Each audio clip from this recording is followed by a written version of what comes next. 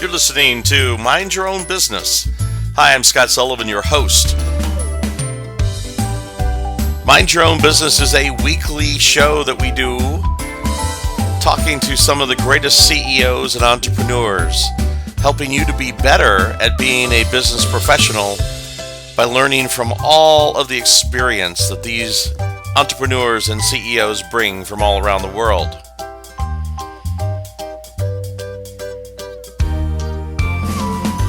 Exclusively here on Inspired News Radio. And now it's time for Mind Your Own Business. Well, it's a great day right here at Inspired News Radio. Hello, everyone, and welcome back to Mind Your Own Business. I am Scott Sullivan. Most of you know me as Sales with Sully, and I am your guide, your host, your Sherpa that does all the heavy lifting for you each and every week. Right here on Inspired News Radio, we host Mind Your Own Business. And Mind Your Own Business is a very unique show. We bring to you entrepreneurs, business owners, people from all over the world that help us be better at what we do, meaning that they give us nuggets that are left in the stream that we can come by and pick up, and they help us be better at our businesses. It's all about business. It's all about how do you grow your business? What are the things that you need to know? And these nuggets are from seasoned professionals all over the world. And today is absolutely no exception. I am so excited, so excited. I have to tell you, for a variety of reasons, I'm excited, but I'm going to start by introducing the CEO and founder of one of the greatest search companies, probably internationally, all over the world in the clean tech energy, meaning people that are in the renewable space. And not only that, he's also a huge Liverpool fan, that is very near and dear to my heart. From Liverpool, England, all the way across the pond. Welcome, David Hunt. How are you today? Hi, Scott. Great to be with you. And it's a good time to be a Liverpool fan, of course. And it's a great time to catch up with you and share some stories. But it's even at the moment warm in the UK. So that's a bit of California has come to the UK for a change. Well, we are glad that it is summer. A friend of mine, as you know, we have a lot of common friends that we've talked about in the UK. And one of my friends said, I said, so how's the weather over there? And he said, summer last year was on a Tuesday. He said, there's not a lot of warm weather. So I'm glad you're experiencing a little bit of a heat wave and that life is good. So we're going to talk a little bit about COVID and how it's affected your business. But let's, first of all, tell us just 5 minutes. Take 5 minutes and tell us a little bit about Hyperion Executive Search, what it is that you do, and then let's dive into the origin story. Let's talk about how you got your feet on this path. But just take a couple of minutes and tell us about what it is you do now. Sure. Okay. And I appreciate that. So Hyperion is a search firm, a headhunter essentially, that works exclusively in the clean tech sector. And we've done that from when I set the business up in 2014, working with some of the most amazing clean tech companies in solar, in wind, in battery storage, in electric mobility, working primarily with post-investment startups as they look to scale. So we're finding for them really key hires, really important roles as they start to develop and grow their businesses, the real challenging stuff. And it's awesome for us to work with companies from their inception and see them grow and play our part in that growth. So I guess a story which may be familiar certainly to some of, at least of your listeners, Scott, would be Sonnen, which is a company born out of Germany. Got a great presence in the US now, I know. When we started working with Christoph Osterman and the team there, they were less than 30 people in the business. And 10 years later, they exit to Shell for rumored to be about $500 million. So those sorts of companies, those sort of journeys are what we absolutely love, working with those companies, helping them to fill in the gaps, helping them to find what they need to succeed. And that's what we do globally. And it's a real pleasure and a real excitement to work with and see some of these companies go from literally, business plans on the back of a cigarette packet, as the old days would be, through to raising investment, through to growing the teams, and occasionally through to exit as well. That is fantastic. So, and Hyperion's been around since 2014, but you are not new. You are not new to the clean tech energy or into the renewable space. So, tell us a little bit about where you came from, how you got started. Of course, if you want to talk a little bit about your Liverpool days, that's great. But tell us a little bit about how you got your feet on this path. What kind of directed you and brought you to this world? Yeah, a little bit of a coincidence and a fortunate one. And so I won't bore you with the full details. Actually born and bred in London, moved to Liverpool quite late, about 20 years or so ago. But I was an international headhunter for a variety of different technologies for many years. Telecoms, IT, semiconductors, building services, HVAC, always technical environments, but always a variety of things. And to be fair, none of it really inspired me. I was kind of getting a little bit bored. So I quit doing that in 2006. Not long after meeting a friend, we kind of met at the school gates. Our daughters had just started school together in the same class, and we were doing the school run. And he was like me, a tall guy. He was 6'6". I don't meet too many people taller than me. And we just got talking, and it transpires that he was an electrical engineer who ran an electrical contracting business. And just over the fence, so to speak, he got asking me what I know about wind turbines and solar panels, because he quite fancied getting involved in installing those. And I said, to be fair, I don't know anything, but it sounds kind of interesting. So I went away and did some research, particularly what was going on in Germany at that time with the Energiewende and what was possible. And when I just realized that solar was a thing and that you could actually, become both totally off grid or certainly less grid reliant, you could generate your own energy, how democratizing that was, how amazing it was that we didn't have to keep burning fossils. So I fell in love with that idea, and between us over 6 months we put together a business plan, and we started a business in 2007 installing solar PV, primarily earlier days to residential markets, but latterly into sort of larger megawatt projects for commercial premises. And we had a blast. We have some great stories from that time, but that's when I fell in love with solar in particular, and obviously clean tech more broadly, and started to build my network of suppliers with inverters, with panels, of course, balance of systems, and the software required. So I kind of very quickly, because I had a technical bias, felt at home with that. Although I was the commercial and the sales guy, and Mike Clark, my colleague, was clearly the electrical engineer and the technical guy. But we built that business from 2 of us to 52 employees, and from zip in terms of revenues to about 6.5 million revenues in just over 3 years. So it was quite a roller coaster, quite a lot of fun. Absolutely. And very successful too, I might add, because that's when you and I met actually and spent some time together, because I saw you, at some of the trade shows that we're going to talk about in just a few minutes from now. But you guys were really a big part, a big influence on what was happening in the UK during that era. And also, other parts of Northern Europe that were just starting to, Germany was sort of the first, and they were kind of setting the pace. And then everybody was kind of following suit, and you guys were right out there on the cutting edge. I mean, you were doing some very creative financing, some very creative things that were bringing the possibility of putting solar on people's homes that were really kind of new to the industry. So you've always been a thought leader, and you've always been part of that, that leadership in the, not only in Northern Europe, but also around the world. But congratulations. And where did that company end up? Are you still running it? Is it still around? What's happening now? Did you exit? What happened before Hyperion? Yeah, no, so I exited in 2013. As many people will know, solar is referred to here and possibly also in the US as the solar coaster. It was quite a ride. So, there's a lot of stuff we had to get done in the first instance, getting, eradicating planning permission, all these barriers that were there to stop people or that prohibited people installing solar. And we fought a lot of fights and won a lot of those fights. The company was tremendously successful, as you say. One of the downsides, I guess, and the upsides was the introduction of what is referred to in the UK as feed-in tariffs, which was kind of a payment for energy generated. And the upside of that was it stimulated the market, but it also overstimulated that market. And subsequently, the government here made a number of quite sudden and quite rash changes to that policy. And so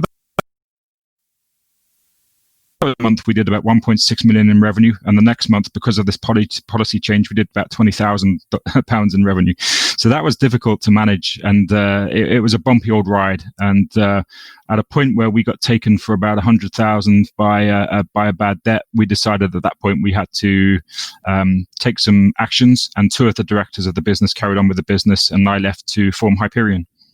Excellent. Okay.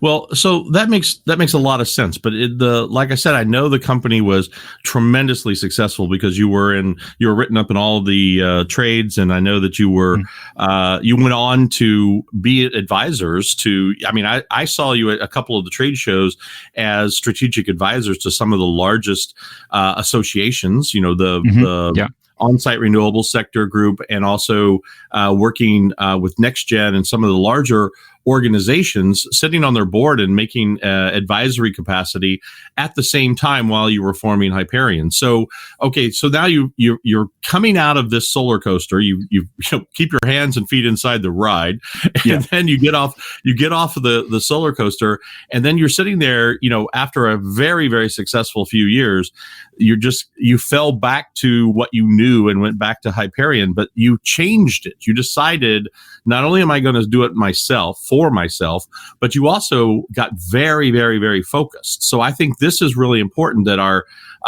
listeners, not only our listeners know, but people also know, as far as an entrepreneur, what made you decide, instead of going out across this giant umbrella, why the specificity? Why did you get so niche down? Because you are in a very narrow niche when it comes to, recruiting or headhunting.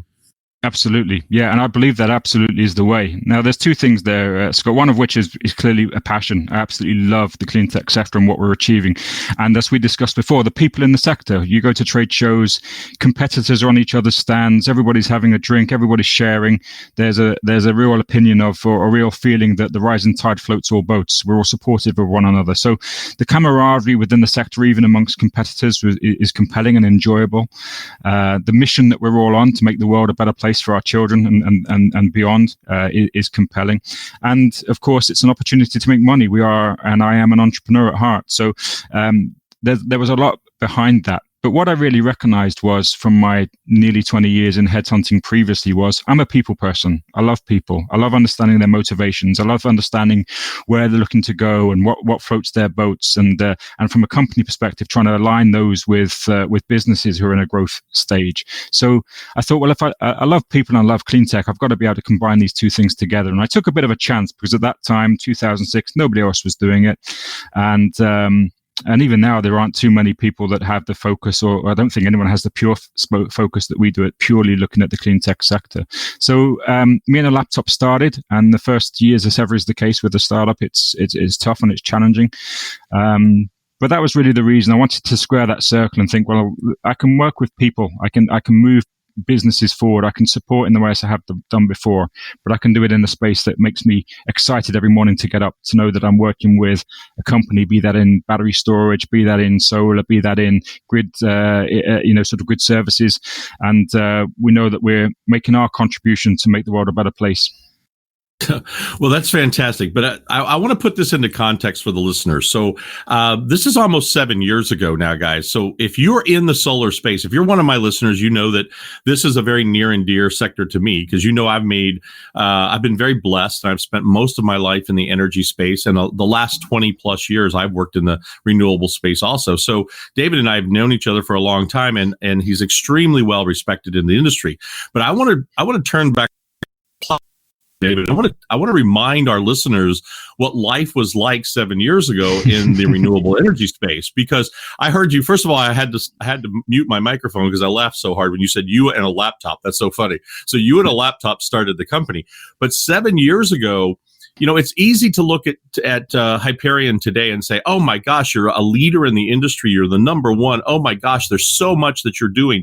You're changing the direction of the industry. You're a thought leader, all those things. But 7 years ago, there was nobody in the headhunting space or in the recruiting space. First of all, the industry was so much smaller, and it was so much more expensive, and it was so much more challenging.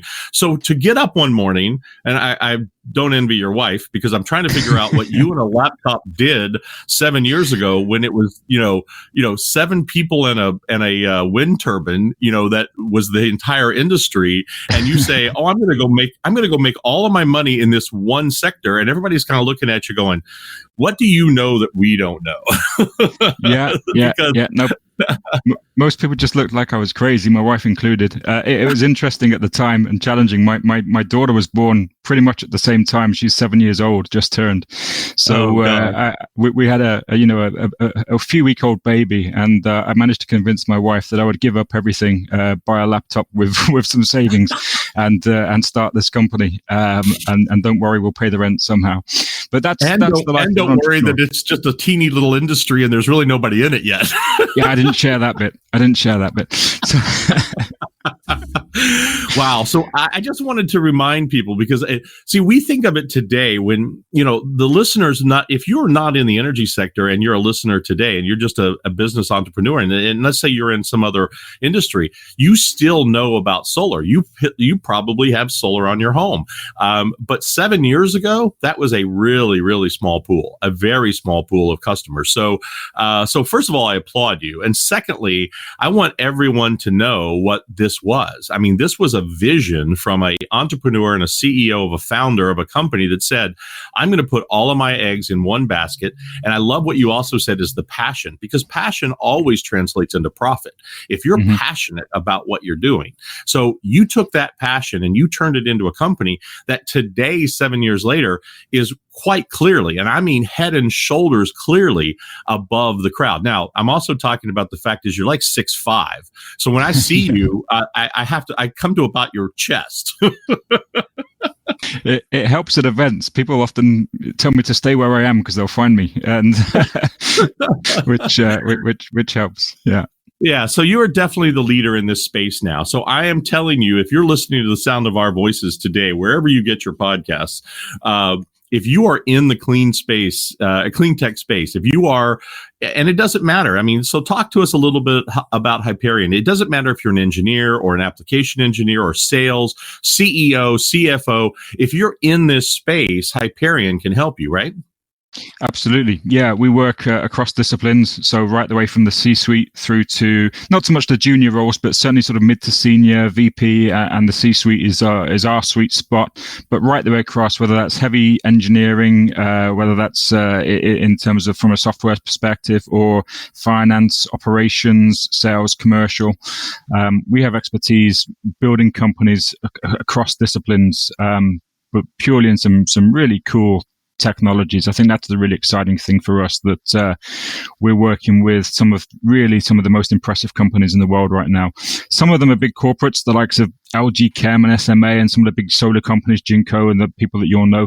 But most of it actually is with post-investment startups, companies backed by people like Breakthrough Energy Ventures, the Bill Gates and Jeff Bezos fund, making some long-term plays in long-duration energy storage, which we all know is very critical to moving towards a 100% renewable grid. And yeah, that's really, really cool. But if you are an executive or somebody with experience within any form of renewables or clean technology, I'm pretty sure that our team should be able to support you and help you. And clearly, if you are a founder or a business owner in those spaces, then we've got an amazing track record of helping those companies grow and taking some of the pain out of your life.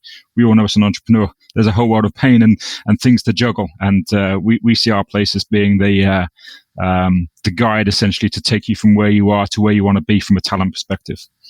That's fantastic. So, and yes, I will have to tell you, David is a guy that I have known, I like, and I trust, and I've been a fan of what he's done. And I want to also tell you too, if this is, he talks about it as a full spectrum, but I also want to be able to say this too, is that if you're an investor in clean tech, if you're one of the VCs or one of the investment funds, or if you're an equity partner, even if you're not directly in the space, you definitely need to know David and the folks over at Hyperion. And the reason why is because they're much more than just a recruiting company. I mean, do they do that? And yes. And do they do it in a stellar way? Absolutely.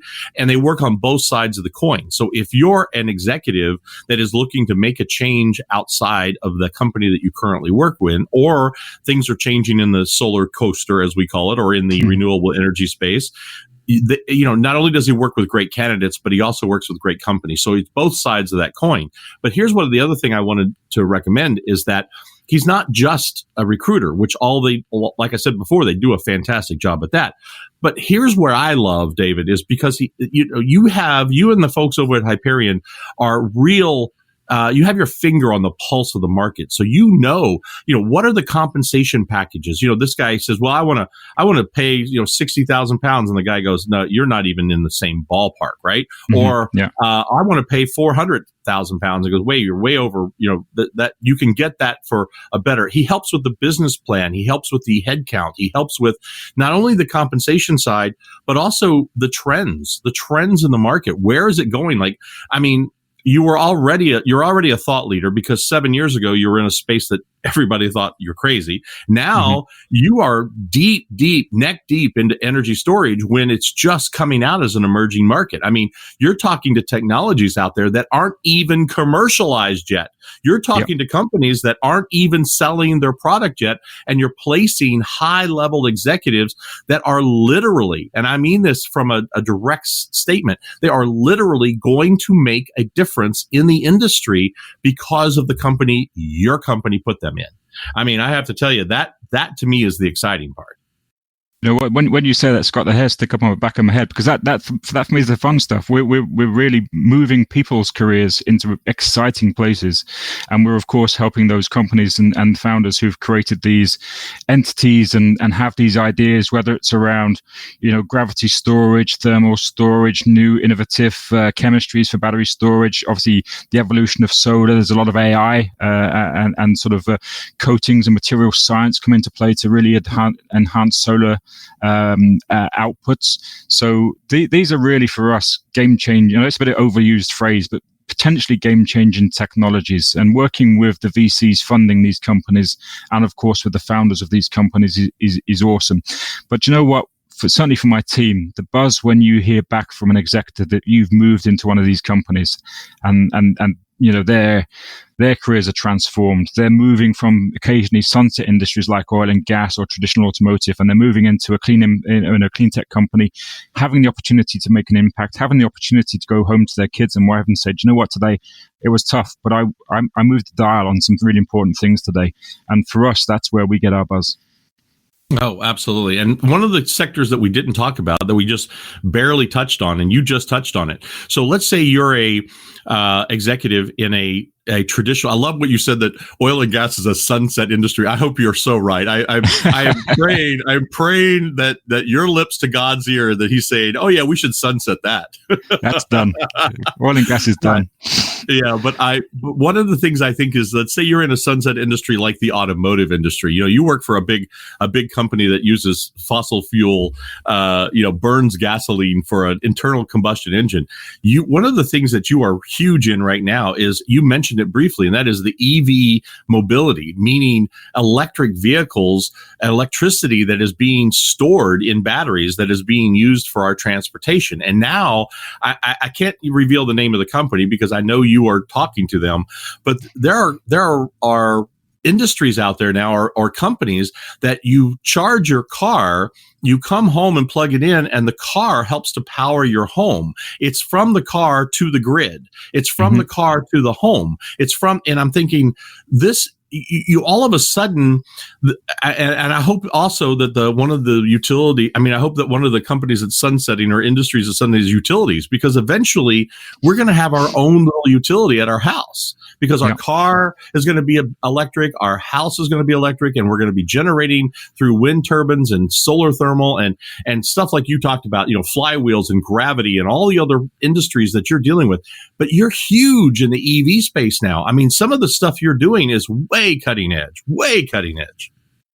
Yeah, absolutely. And I think for us, and for me personally, that's been born of the number of years I've been in the sector and the huge network of people I have that are founders, that are the VCs, that are the people like you and I that have been in the sector for a long, long time. And you get just an understanding of how things connect.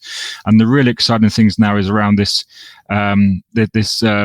convergence of so many technologies and so many things. And like you say, your house will become a hub. It will be a a power generator. It will be something that you can entirely control from your app. It can contribute to grid services. You can sell your electricity to your next door neighbor if they've all used all of theirs. There's all of this stuff that's going on, which is still, some people, if you're not in the sector, seems a little bit sci-fi or a little bit sort of Star Trek. But this stuff is happening now in trials and in pilots, and a lot of it is rapidly becoming commercialized. And vehicle to grid, I think, will have a potentially huge part to play when you look at the number of electric vehicles that are scaling. And again, I think if you are outside of the bubble that we inhabit, you don't see this happening.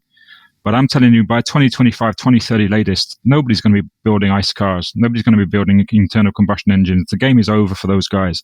And when you look at the millions of cars that will be connected when they get home, that is an enormous, I mean, it's terawatts worth of energy storage that has capacity. And one of the real fun stuff, and particularly in the UK at the moment, there are a couple of utility companies who have tariffs when to charge your vehicle overnight. And because in the UK in particular, we have a lot of wind overnight, so there's often negative pricing. So people are getting paid to charge their car. And these kind of scenarios are just the start of what is very complex to manage.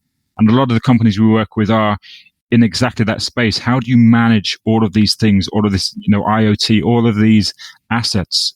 Some are huge, some are small.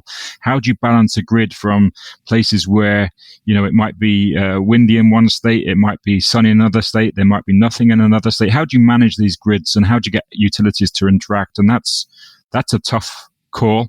But there are so many smart companies using some really smart technologies that we're working with that are balancing all of these things out. And the whole mobility transition, as much as the energy transition in the next 5 years, is just going to be an absolute it'll blow your mind. And it's a real pleasure to play our part in supporting some of those companies. And if listeners are not in that space, really, this is happening. This is not something which is, as I say, it's 20, 30 years out. This is 2, 3, 5, 10 years maximum out. Yeah, absolutely. So my guest today is David Hunt, the founder and CEO of Hyperion Executive Search, fantastic company based out of the UK, but works all over the world, is international. He is an entrepreneur, a gentleman that has, founded and started companies from the ground up, has worked in this space for a number of decades. An absolute fantastic human being, a guy that you should know, a person that I am proud to be able to call my friend, and my guest today on Mind Your Own Business. And I'm so glad that you're here, David. It's been fantastic to have you. If you're just joining us now, in the middle of this podcast, I want to tell you is David has touched on a little bit of his origin story, and he's talked about Hyperion and kind of where the industry is trending. And the reason why I bring that up is because this is so much more than just a, headhunting or recruiting company. Hyperion is a real thought leader, and they are very, very specific in the clean tech space. And we've talked about the fact is that if you're a candidate, meaning you're looking for a transition or a change in your industry or your work, or if you're a company looking to grow and you need the right people, they're also a resource for that, but they're also a resource for all those market trends and things that are going on.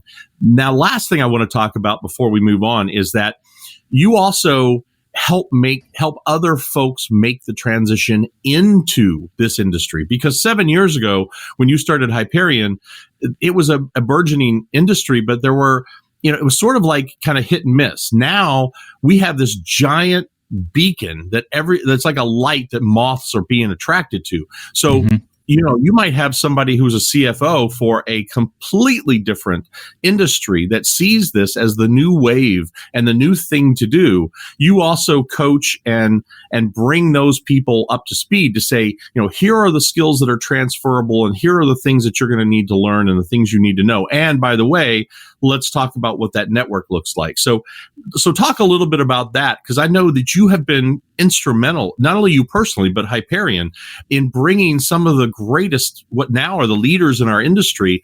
But unfortunately, 5 years ago, they were working for some other industry, and now they're here making a difference. How did you help with that transition? Yeah, it's a very good point, and it can be more difficult than it should be for people who want to transition their careers into an environment where they can have more impact, more positive impact on the world. And as we know, there's an awful lot of supremely talented people in some of these sunset industries, in oil and gas, in automotive, and some of these other sort of industries which are on the wane.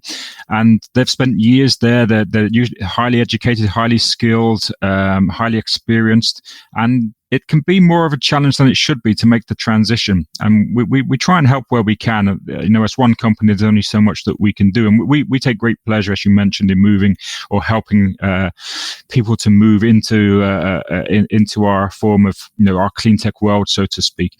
But it's about collecting the dots. I mean, sometimes people put together a resume, they don't quite know what they should be highlighting. They don't quite know how their experience translates into this new world. They don't quite know what it is necessarily around, solar or batteries or how that might translate. So we do a number of sort of blogs and webinars and sort of advice sessions as best we can. We talk a lot of trade shows and a few things like Fully Charged Live. I often speak there about how do you come to a fully charged career? How can you move from where you are to an impact type of environment? And it's a pleasure to do that because, we are growing as a sector exponentially. There's trillions of dollars every year being invested into clean tech, and that's only accelerating. And the pool of people that are in the industry now is relatively small. Now, we make a lot of our success by finding those needles in haystacks. We make a lot of our success by finding those people from a limited talent pool. But you can't do that forever. As the industry grows, we need to bring in talent. We need to bring in people from elsewhere to bring their skills to the sector. And a really beautiful case recently, Scott, there was a client of ours called Lime Jump, which is one of these companies in the UK that does all of the grid balancing and aggregation of electrical assets. They were looking for a COO and working directly with the founder and the CEO to find a COO for them. And we found somebody. We did an extensive search, and as it turned out, the person that we between us decided was the best fit came from Gazprom, from a traditional energy company, and but had the requisite skills. And she was absolutely delighted to be able to move from that sector, as much as she enjoyed the role in the company, but to be in a startup or in a sort of post-investment company, and also in a place where she can make an impact. And within a matter of months, fortunately, our hire had enabled us, the CEO, to go into semi-retirement. So Eric's gone into semi-retirement, and she's now been promoted to the CEO of the company, which is awesome. But those kind of stories, and there are many of them where we've helped people to make that transition. And those we can't help directly, we're certainly very happy to offer advice and support and basically, maybe just show them the path to go down. That's fantastic. Exactly. And so I wanted to touch on that. So you have covered a lot of material here. We've talked about a lot of things in the last 45 minutes. So but I want to get a little personal because like I said, I do know you and I do consider you my friend. And I want to be able to give that recommendation to my listeners that you need to be connected to David. So that being said is, you guys know me. You know me from all the social media platforms. I always consider myself to be pretty well networked until I met David, and then I feel like that I am so shameful and woeful. The man has over 150,000 LinkedIn connections, so you should know him. If you don't, you should go to LinkedIn right now. I mean, literally right now, unless you're driving, don't do that. But the next time you're behind the computer or with your phone, you should go look up David Hunt. It's a real simple, easy name to find on LinkedIn, and it'll probably pop up in the top 1, 2, or 3. And the reason is because in 2018, he was voted the voice of LinkedIn in the clean tech sector. I mean, the guy is extremely well networked. So you could go to Hyperion search.com, and you can find the website. You can put in your information. You can sign up for the resume. For the blogging, for the newsletters. You can do all of those things at the website. But I would encourage you right now to just go to LinkedIn, because that is a platform this man just lives on. I always thought I had a lot of followers. I haven't broken 100,000 yet. I'm about 98,000, and I thought, man, I'm doing really well. And then when I met David, I went, oh my gosh, I got to step up my game here, brother. So David is extremely well connected, and not only does he have this fantastic network, but he also gives back. And some of the things that you'll find out as you get to know David is that he sits on a bunch of volunteer boards. He makes sure that his community is doing the right thing when it comes to low emissions or zero emission homes and zero footprints on green. He's part of the recycling group. He helps not only in his own local community but also globally. There's this low carbon economy that you are part of, and you sit on all of these nonprofit volunteer boards. These are things that absolutely do not add any revenue to you and your family, but it's the right thing to do. And that's what I love about working with Hyperion, is that the people there from the top down all give back. They all give back of their time and of their money and the things that they do, and they help those things. So talk to us a little bit about LinkedIn and how LinkedIn has become, sort of your business card. First of all, how did you get 150,000 followers, you handsome devil? Yeah, it's quite humbling, really, to have that many people choose to follow you. We all know there's a lot of people who reach out and have connections, and clearly you and I have been connected for some time. But some time ago, they switched for certain people who were pretty high profile to have followers rather than, or as well as, connections, and it just accelerated, and it really helped in 2018. As you say, I was nominated one of the 25 top voices in Europe for 25 voices in Europe, full stop, but one of the leaders for clean tech, and that again really helped, I guess, boost some of the numbers and people that came to connect with me, which is a pleasure to do. I think the other thing really just hits the nail on the head of what you said there. It's about giving back. We probably, I get kicked a lot by my marketing department because we don't talk enough about what we do and how we do it, which we should probably do more of. But it's around pointing people in the right direction, showing people that clean tech is a place that they can be and play a part in. And for my part, what's really, I think, accelerated my following on LinkedIn is being active there and sharing good quality opinion, sharing good quality stories and guide, and to be honest, calling out BS. There's a lot of BS, particularly from the fossil fuel lobbies, as you know, and a lot of people reach out and say, I wish I could say what you do because I'm in a corporate company, I don't have the capacity, but clearly, because it's Hyperion is my company, I have the capacity to call this stuff out, and people appreciate that, I think, and people like that. So LinkedIn has certainly helped a lot. We talked about trade shows. I've been a speaker and an attendee at trade shows globally in clean tech and renewables for a number of years, and that clearly helps from a profile perspective, and of course helps with learning. You meet so many people, you learn so many stories, you see so much technology, and this year we touched on before when we were talking previously about how COVID has impacted on our ability to do that, and that's been a challenge in and of itself. But going out there and being helpful, I always just believe that what goes around comes around. If what you put out will come back to you, it doesn't necessarily have to come from the same source or at the same time. But like you do, if you put out good content, if you put out good advice, if you help people, then life is good for you personally. You sleep well at night, but it absolutely comes back to you at some point. Yeah, I agree. So let's talk a little bit about Hyperion, and let's take a few minutes as we wrap up here, and let's talk about the website and the name of the company. And so I'm a fan of Greek mythology. I don't know where this name came from, but I happen to know who Hyperion actually in Greek mythology was. And when I saw the name the first time when you and I first met, I think I even mentioned it to you when we first met. I said, are you a fan? So tell us, just for our listeners' edification, tell us a little bit about the name and why this meant so much to you and kind of where the name came from for you.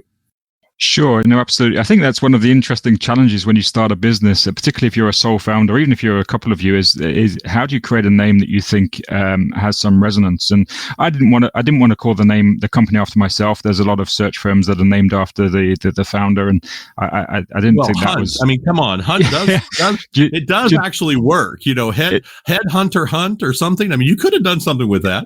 Yeah. Do you know what? In Germany, we do so much work in Germany. I spend a lot of time there. It's a beautiful, lovely country. But in Germany, that's one of the funniest things. Almost everybody I meet laughs and says, David Headhunter, and this play on words. So maybe I could have done. But in hindsight, I wanted to say something about what we did and not be too obvious, because I knew that clean tech is an umbrella, and there are a number of technologies that are that existed when we started the company, and yet there'd be new technologies down the line that would not yet be in existence. So I didn't want to name it anything, solar or anything particular. So I dived into sort of my brain of names or interest in things, and Greek mythology, as you highlighted there. So Hyperion is a Titan, and Hyperion's mother was Gaia, the god of the earth, and Hyperion's father was Uranus, the god of the skies. And I figured, how fitting is that with renewables to be parented by Mother Earth and the skies?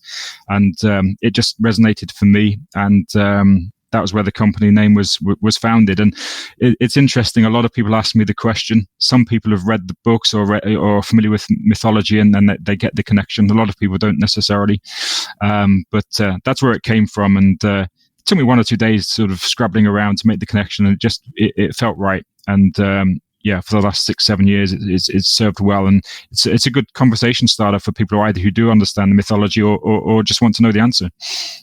Yeah, I love that. I mean, when I first met you and I saw the business card your first time when we first met, and I looked at it, and I personally wasn't a fan of the books. I hadn't read them, but my kids had, right? They had read most of the books. So I recognized the name, and I thought, why do I know that name? So first of all, I'm thinking is, how was I connected to this company prior to, right? I thought maybe it was already in the renewable space. And then when I got home, and then I realized it, I think that's when I sent you an email and I said, was this a Greek mythology name? And, so it was interesting. I just wanted the listeners to know that, because that's part of, this mystique of what you've done. I mean, you have thought through that. We talked about so many times already in this show. We've already talked about you being a thought leader and being, out there on the edge and pushing out onto the envelope. And I think just in the simple fact is that you gave that much thought to the name, that I thought it was really interesting. And I think our listeners should know, because that's a little thing that people should know about you and about, the culture that you're breeding with inside this organization. So it's fantastic. So what's next for Hyperion? You're just crushing it right now. I mean, you got lots of fantastic network, lots of great placements. You're changing the industry. Is this just, we just continue on in the same path, or is there some new thing or challenge or branching out or anything new coming up for Hyperion that we should know about? Yeah, I think it's important for us to continue to grow and evolve as the sector does, and always be, as you said before, on the pulse of technologies which are coming through. We're certainly very keen to expand our US presence. We do a lot of work in the US and have done for a number of years now with some supremely interesting companies. And just at the turn of the year, actually, we formed an Inc. based out of Austin, Texas. So we have a local company based out of Austin, Texas. And the plan this year was to really build that team.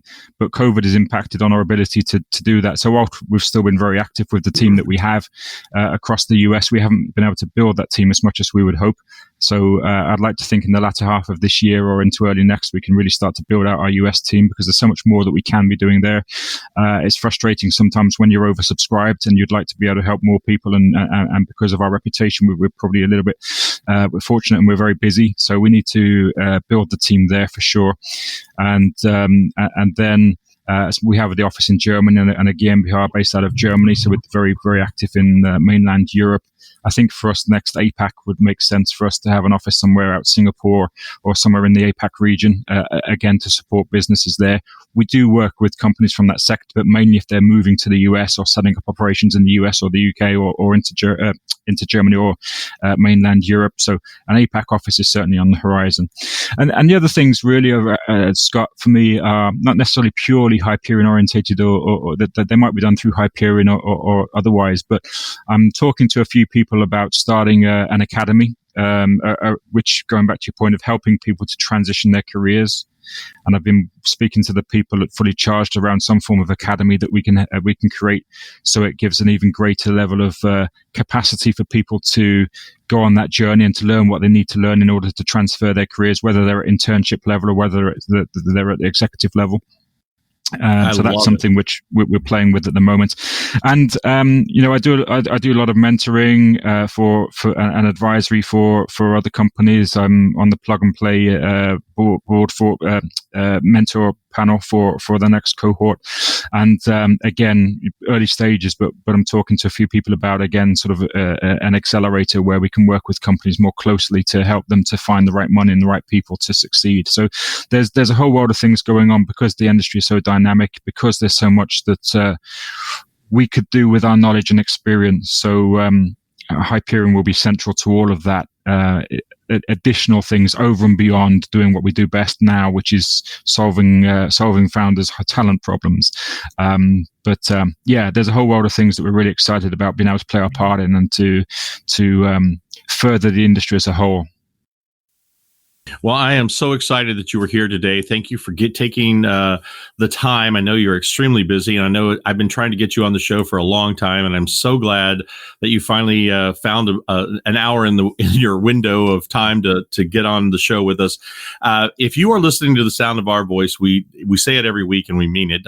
We couldn't do what we do without you, the listener. It is so important that you give us that feedback. So what I need you to do is think about this. If you are currently in the space, meaning if you're in clean tech, and when I say clean tech, I mean everything, just like David was talking about. If you're AI, if you're software, if you're in the Internet of Things, if you're in batteries or the EV mobility, of course, the traditional solar, wind, any of the storage technologies. If you're in the industry, you should definitely know David Hunt. So it's real simple. One of two things you can do. Obviously, just go to LinkedIn, type in David Hunt, and you will find him there as the founder and CEO of Hyperion Executive Search, and send him a connection request. Follow him for sure. Sign up to make sure that you're getting his, follow him so you get his blogs and his posts and all the things that go on LinkedIn.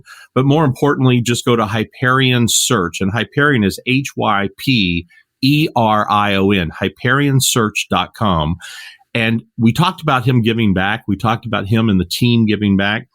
You can book a free consultation literally right on the website. You just click, put your name in and your email address, and you will get a request. You'll get a calendar, and you just pick a time and you will get a free consultation. So if you're not in the industry and you want to know what it's like to be in the industry, if you're running a nonprofit and you need some mentorship, if you are, in the academy space that he talked about for the growth, if you're in the APAC, if you're in, Germany, if you're in, the United States, set up a free consultation. These folks work 24 hours a day, 7 days a week around the clock. Now, I don't mean the same human beings. I'm saying is that, it's right now when we're recording in the middle of the afternoon in, the United States, it's the middle of the night in the APAC. So they have connections all the way around the globe. The time limit is not the factor here.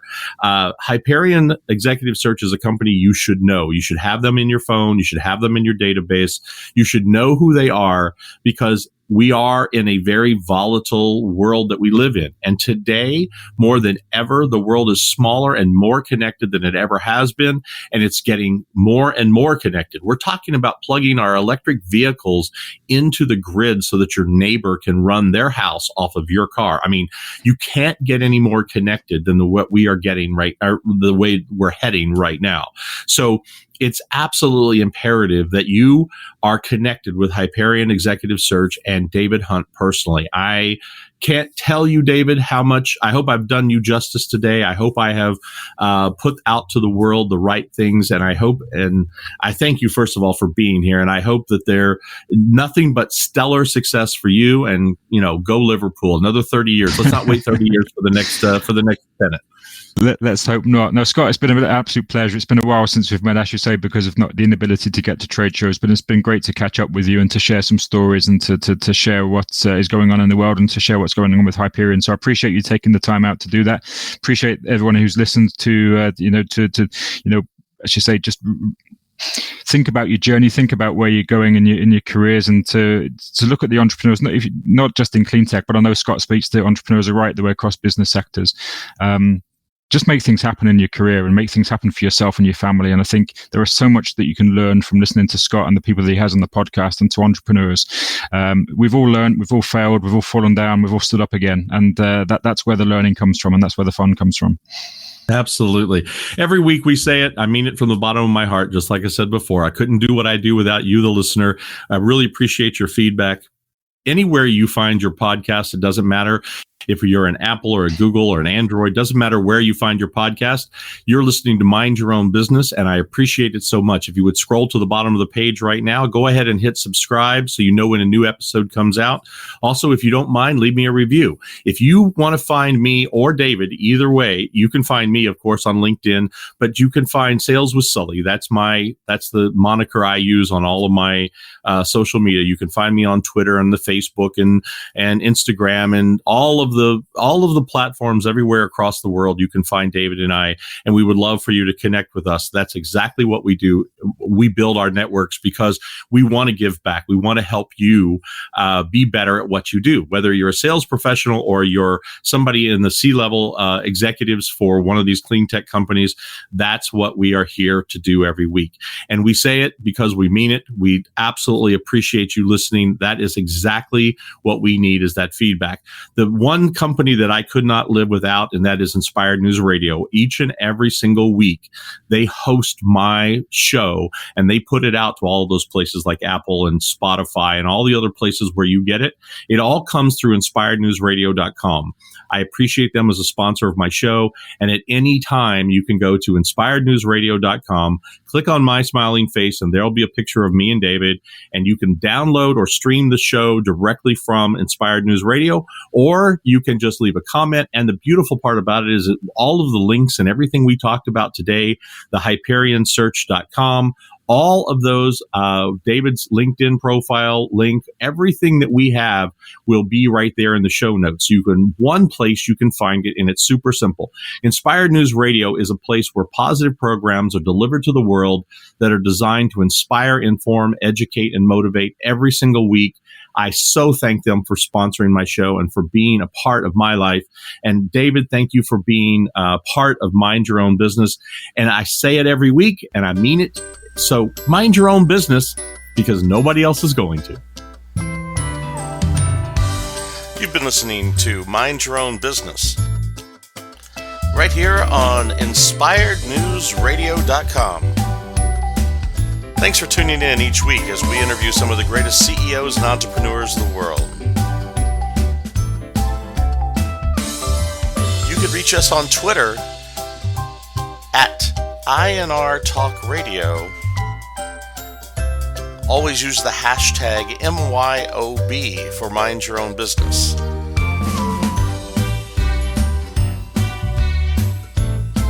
Make sure you stop by and check out all of the past episodes and all the great things that are available on our website, www.inspirednewsradio. There's great resources there that you can find for all of our other shows too.